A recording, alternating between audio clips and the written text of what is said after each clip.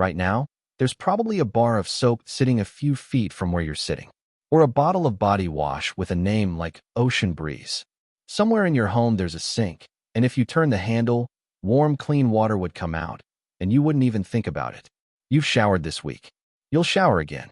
Your skin, right now, smells like almost nothing, or like something a chemist designed. That's the most normal thing in the world to you. And it would have been science fiction to every single one of your ancestors for about 300,000 years. Because soap, real soap, is shockingly recent. So here's the thing I can't stop thinking about. For nearly all of human history, nobody had it. So what on earth did they do? Here's why this isn't just a shower thought. Your body is still running the software your ancestors wrote. That itch you feel when you're dirty? That's an ancient alarm system. That little wave of disgust when you smell something rotten and your nose wrinkles before you even decide to? That's older than language. Both of those still live inside you, right now, doing their job. Staying clean was never about looking nice. It was about not dying. And it turns out early humans fought that battle on 4 separate fronts. There was water and the things that live in it. There were the plants that turned out to be chemistry. There was the strange, brilliant use of dirt itself. And there was the one weapon they carried on their own bodies the entire time. We'll walk through all 4. And by the end, I'll show you the cleaning tool your ancestors relied on most. The one that sounds almost too simple to be real, and the one you'd never guess. Let's start with the obvious one. Water. Because the first answer to how did they get clean is just, well, they got in the river. And for a while, that works. Rinsing knocks the loose dirt, the sweat, the dried blood off your skin. Rivers and lakes were the first bathtubs, and we've got footprints and settlement patterns showing humans stuck close to water for exactly this kind of reason. But here's the problem plain water can't solve. Your skin makes oil, grime, grease. The film from a day of hunting and butchering, it clings to that oil, and water just slides right off it. You know this. It's why rinsing a greasy pan with cold water does nothing. So a rinse gets you halfway, and then hits a wall. And worse, the water itself could be full of the very thing making you sick. So the real question wasn't how do I get wet? It was how do I break the grease? And the answer was hiding in the plants. This is where it gets clever. All over the world, completely independently, humans figured out that certain plants make a natural soap. There's a compound called saponin. Crush the right root, the right leaf, the right berry in water, and it foams. Actual lather.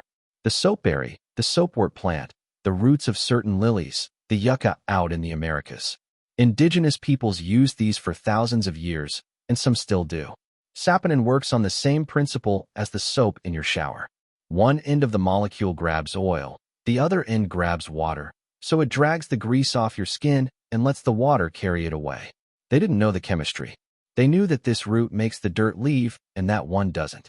That's science by trial and memory, passed down for generations. And you do a version of this every single day, reaching past 10 bottles in a store to grab the one you know works. Same instinct, just a longer supply chain. But the plant that lathers wasn't always nearby. And here's the twist most people never see coming. The pillar that actually did the heavy lifting for thousands of years. Because before soap, the great cleaner of the ancient world wasn't wet at all. It was still ahead, and you're standing on it right now. It was dirt. Specifically, clay and ash. I know how that sounds. You clean yourself with the stuff you're trying to get off. But think about what fine clay actually does. It's slightly abrasive, so it scrubs. And more importantly, clay particles are chemically thirsty. They pull oil and grease and grime right out of your skin and lock it into themselves. And then you brush the whole dirty mess off, and it takes the filth with it. This isn't a guess.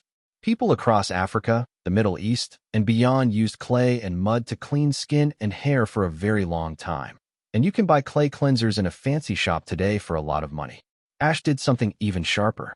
Wood ash mixed with a little water and fat produces a harsh, primitive version of true soap, the very reaction that eventually became the soap you own.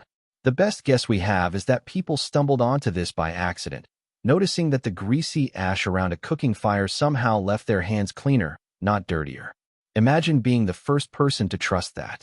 And you still trust it every time you rub a stain with something gritty instead of just water.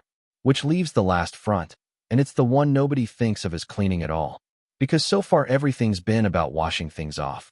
But the deadliest dirt wasn't the mud on your arms. It was the invisible passengers. Lice in your hair, parasites on your skin, the stuff you cannot rinse and cannot scrub. So what do you do about an enemy too small to see and too stubborn to wash away? You bring in help. And the help had hands. Primates groom each other, combing through fur, picking out the bugs and the debris, and we never stopped. Early humans groomed each other constantly, and we found combs made of bone and with tens of thousands of years old, tools built for one purpose, dragging the parasites out of hair strand by strand.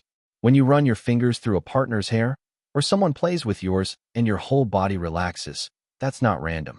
That's a 300,000-year-old cleaning ritual disguised as affection.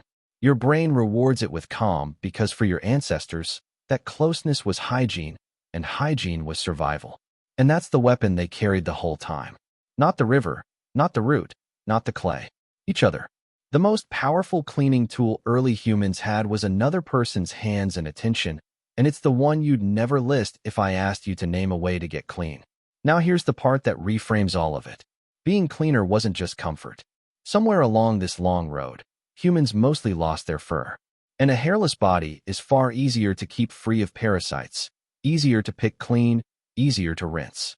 The best thinking we have is that our obsession with grooming and our strange naked skin fed each other, each one making the other more useful. So the drive to be clean may have literally shaped what you look like in the mirror. That reflex isn't a habit you picked up. It's a piece of who you are. So think about your day. You'll turn a handle and warm water will come. You'll reach for something that smells like an ocean it's never touched, and in 90 seconds you'll wash away what would have taken your ancestors a river, a fistful of soapwort, a handful of clay, and the patient hands of someone who loved them enough to comb the bugs out of their hair. They fought this battle on four fronts for 300,000 years, and they won it so completely that you get to forget it was ever a war. You don't survive the dirt anymore. You barely notice it.